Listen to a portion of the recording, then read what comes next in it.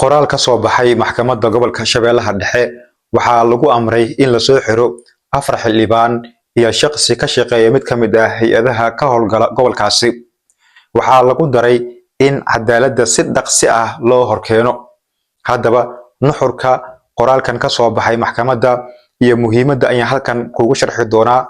Adiguse waxaa ka codsanayaa inaad muuqaalkeena sii gudbiso, laygareyso, shargareyso oo aad la sii wadaagto asxaabtaada. xildhibaanada kala ah Saadaq Mukhtaar Cabdulle iyo sidoo kale Axmed Saney Maxamed, xildhibaanka kale Axmed Cali Abukar iyo xildhibaanka afraad Maxamed Cismaan Axmed ayay amartay maxkamadda gobolka Shabeellaha Dhexe in si degdeg ah loo soo xiro oo cadaaladda la horkeeno. xildhibaanadan haddii aad la socoteen oo aad wararkeenii hore iyo xogeheena kale aad uga bogateen, xasaanadii ayaa laga qaaday waxaana loo jeediyey eedo kala duwan. maxkamaddu waxay sheegtay in ay si qoto dheer u baartay, haddana ay rabto in cadaaladda la horkeeno oo cadaaladda la waafajiyo. isla markaana waxaa si degdeg ah loo amray taliska booliiska in dadkaasi xildhibaanada ah xasaanadii laga qaaday lana rabo in maxkamad lasoo taago oo eedaho loo haysto la faahfaahiyo, qareenno ay difaacaan, kadibna natiijada lagu dhawaaqo. maxkamaddu waxay sidoo kale amartay oo warka ay ku dartay in mid ka mid ah shakhsiyaadka hay'adaha ka howlgala gobolkaasi la faray hay'adaha amniga in ay si degdeg ah u soo xiraan, haddii ay dhici weydana lala xisaabtami doono mas'uuliyadda dhinaca iyo booliiska iyo cid walba oo ka shaqeysa amniga oo la tilmaamay in iyada mas'uuliyaddaasi ay dhabarka u ridanayso. haddaba su'aashan jawaabteeda adiga ayaa laga rabaa inaad halkan ku bixiso.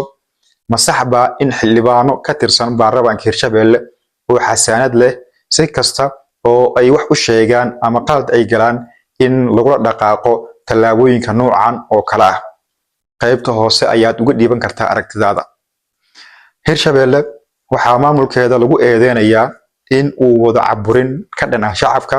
xildhibaanadan la sheegay in la soo xiraayo oo maxkamad la taagayo waxaa iyaga dhankooda ay tabanayaan mushaar la'aan, xuquuqdoodii, gunooyinkoodii iyo xarumihii ay ku shaqeyn lahaayeen oo guud ahaanba dhaqaalo lagu leeyahay.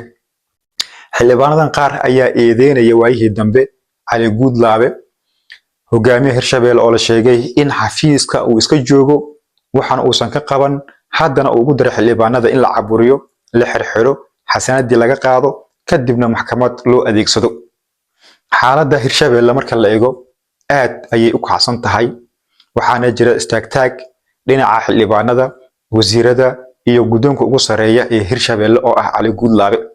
Cali Guudlaabe tan iyo markii xilkaas uu qabtay fadhiid ayaa lagu tilmaamay in maamulka uu noqday oo wax natiijo ah oo la taaban karo uusan ku soo kordhin dadka shacabka ah ee deegaanadaasi.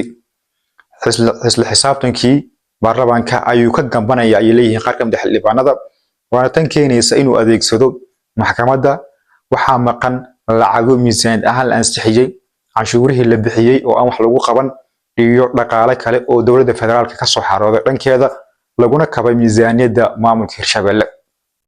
haddaba isha ayaan ku wada haynaa halka ay ku dambeyso xildhibaanada maxkamadda lasoo taagi doono iyo sidoo kale natiijada ay ka dhaxlaan iyo sida ay u difaacaan qareenada ku qoran difaacooda iyo gabagabada natiijada waxa ay noqoto. waxaadna noqon doontaan dadka ugu horeeya ee xogaha degdega ah iyo macluumaadka halkan aan ku soo gudbino heli doona.